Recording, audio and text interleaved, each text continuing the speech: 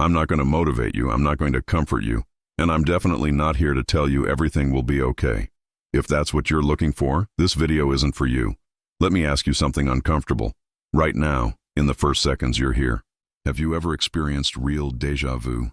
Not the casual kind, but the kind that hits your body first, like your stomach drops before your mind can explain it? Have you noticed impossible synchronicities stacking so precisely they feel engineered? Numbers repeating, names resurfacing, conversations echoing thoughts you never said out loud? Have you felt reality glitch, even briefly?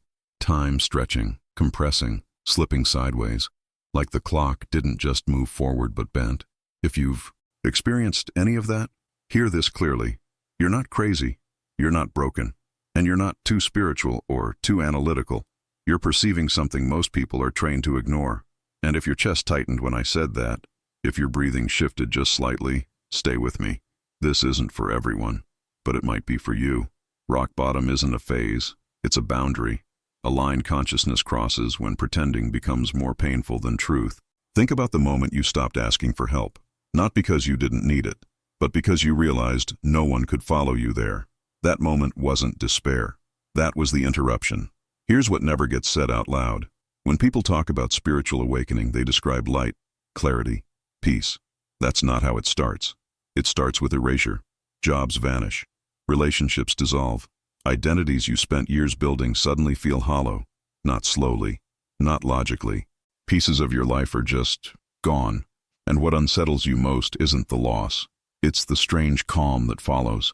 Like something essential was removed, and in the silence, something else began to hum. Mainstream culture calls this burnout, depression, a breakdown. But there's another framework, one physics has been circling for decades. In quantum consciousness research, collapse doesn't mean failure. It means a system reached a point where its current configuration could no longer hold information. When that happens, the system doesn't improve, it resets. That idea alone contradicts everything we're taught about success, stability, and identity. And it's why this topic makes people uncomfortable. In the early 20th century, when experiments like the double-slit experiment began to show that observation alters outcome, it wasn't celebrated, it was resisted. Later, physicists refined those results again and again, only to arrive at the same disturbing implication. The observer participates. Consciousness isn't passive, it interacts with the quantum field itself. Reality, at some level, responds. That's not mysticism.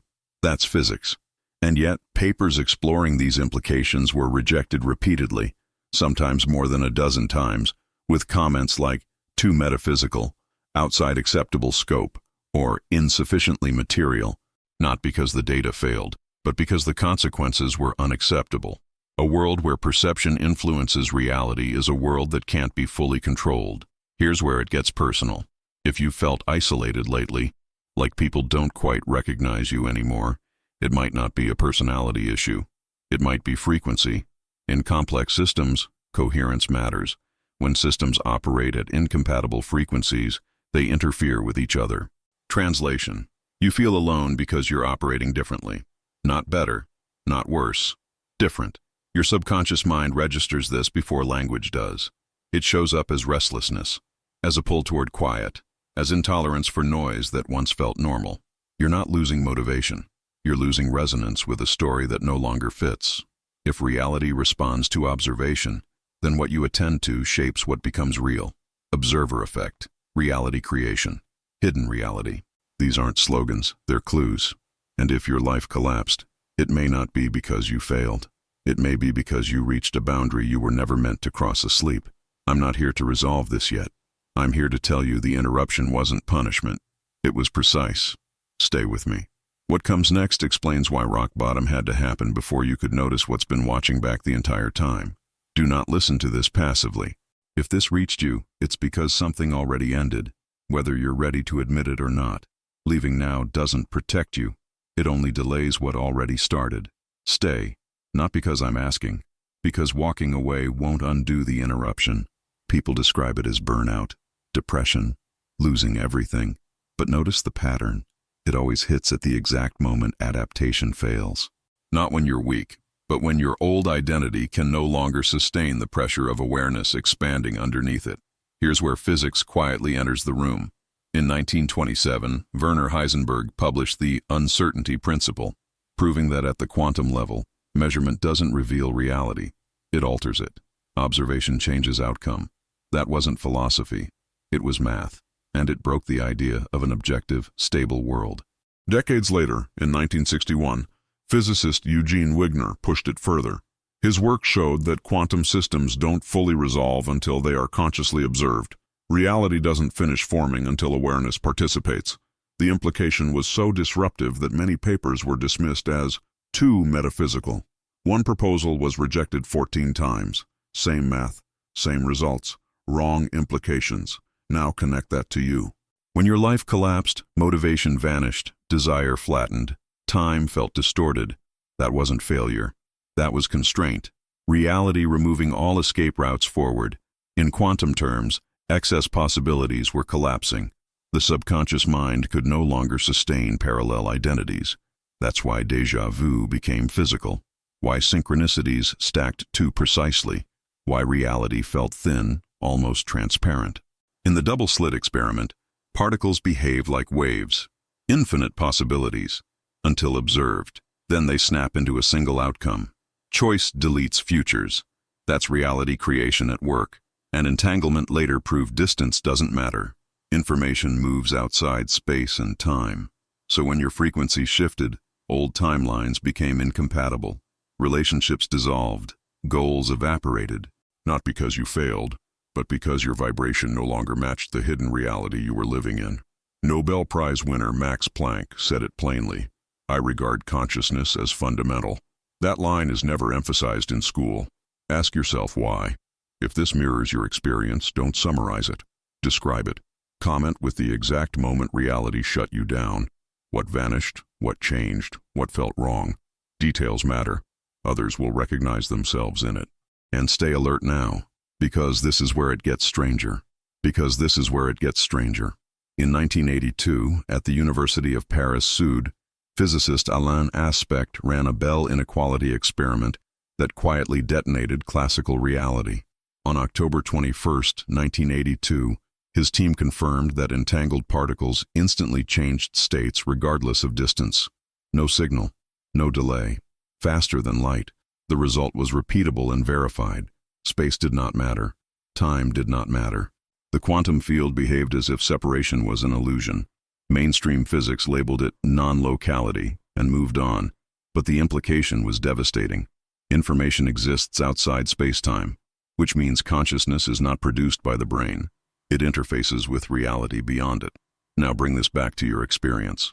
When synchronicities accelerated, when déjà vu felt emotional instead of mental, when reality seemed to branch and collapse around you, that wasn't imagination. That was perception slipping between probability states. Your subconscious mind was still tuned to an old frequency while awareness expanded faster than identity could stabilize. In quantum consciousness terms, incompatible versions of self were overlapping. That friction feels like anxiety, dissociation, fatigue. The body reacts first because it anchors frequency. Sleep stops restoring you because restoration requires coherence. In the double-slit experiment, possibility collapses when observed. Choice deletes timelines. Entanglement proves distance is irrelevant. Reality creation responds to perception, not effort. That's why spiritual awakening feels isolating. You're not alone because you're broken.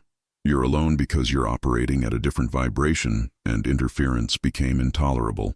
Nobel Prize winner Anton Zeilinger said in 2022 that reality is fundamentally information, not matter. Consciousness and outcome cannot be separated. That statement is never emphasized in school because a population that understands observer effect cannot be conditioned. If this matches your interruption, don't summarize it. Describe the moment your perception shifted precisely. Type interrupted and write what changed. This isn't engagement, it's recognition.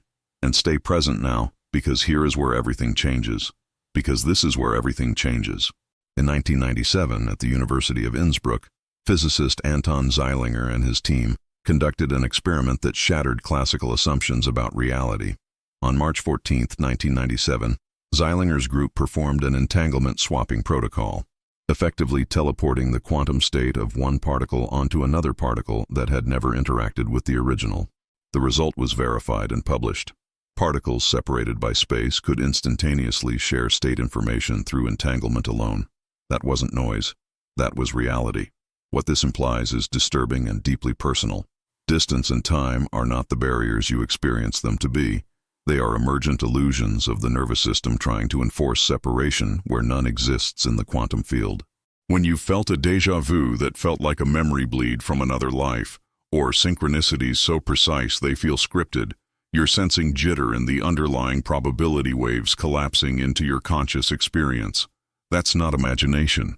That's quantum interaction leaking into perception. Your subconscious mind doesn't just store memory. It resonates at specific frequencies of energy that align with the quantum field. When your vibration changes, your identity pattern begins to overlap with other probability states. That interference creates disorientation, the strange feeling that you're living multiple versions of reality at once before one solidifies. It's why time feels weird, why the present feels unreal yet familiar. It's why old beliefs no longer anchor you and why familiar places feel alien. This is not a glitch. It's a frequency mismatch between the system you were habituated to and the expanded observer you are becoming. In quantum consciousness terms, this is phase transition, not breakdown. Nobel Prize winner Wolfgang Ketterle once stated, "Consciousness must be included in any deep explanation of physical reality." But that sentence is never emphasized in classrooms because a population that understands observer effect and reality creation cannot be easily conditioned. Most of what you were taught about perception assumed a passive mind, not an active, participatory, conscious agent shaping experience. So if you've noticed those late-night moments when the world feels too quiet yet too alive, or those flashes where time seems to fold and memory feels like a window instead of a record, don't dismiss it. Comment with the exact moment your sense of reality became too strange to ignore. Describe what shifted and what felt different afterward. That's not engagement for the algorithm. That's activation of a tribe of minds resonating at similar frequencies. You are not alone, but you are no longer in the same frequency as many around you. The old self is not broken. It's incompatible. And here is where it gets stranger. There is a moment when all of this stops being information and becomes orientation. You've already seen the pattern, not in theory, in yourself. Physics cracked the door first. Observer effect, entanglement, non-locality. Every serious investigation into the quantum field runs into the same wall. Reality does not behave as a closed system. It responds. It adapts. It waits for perception to interact with it. And that's exactly what your life mirrored. The collapse you called failure was synchronization. The confusion wasn't dysfunction. It was consciousness expansion, outrunning identity. That strange calm after everything fell apart wasn't numbness. It was your subconscious mind releasing a frequency that could no longer sustain who you were becoming. If something in your body feels different right now, chest tighter, breath slower, awareness sharper, that isn't anxiety. That's recognition. The quantum field responds when perception aligns. Vibration changes before language does. Here's the part that destabilizes everything. If consciousness collapses possibilities, then time cannot be what you were taught. If perception participates in reality creation, then separation is not fundamental. And if awareness is not produced by the brain, then death, distance, and identity don't mean what institutions insist they mean. I'm not going to explain that. Not yet. Because this knowledge was never hidden due to complexity. It was suppressed because awakened perception cannot be managed. Predictable minds are controllable systems. Observers who know they are observing are not. You didn't find this by accident. Alignment always feels random to those who don't feel frequency. You are not alone in this. Thousands are reaching this same threshold simultaneously. This space exists because resonance is forming, and resonance creates structure. Now comes the only part that actually matters. What happens next depends on what you choose in the next few seconds. Not externally, internally. If this moved only your mind, nothing changes. If you feel it in your body, something already did. So here's the activation. Type, "I am the observer," in the comments. Not as affirmation, as declaration. Public intention collapses probability. It signals the subconscious. It feeds the collective frequency of this space and draws others who are ready. This isn't engagement. It's a ritual. You can't unsee what you've seen. Something inside you has shifted permanently. And what comes next will force science to admit something it's avoided for decades. Because consciousness doesn't live in your brain.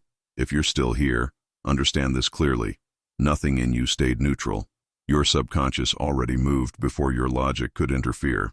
Most people who encounter this point will forget it by tomorrow, because forgetting is how they survive.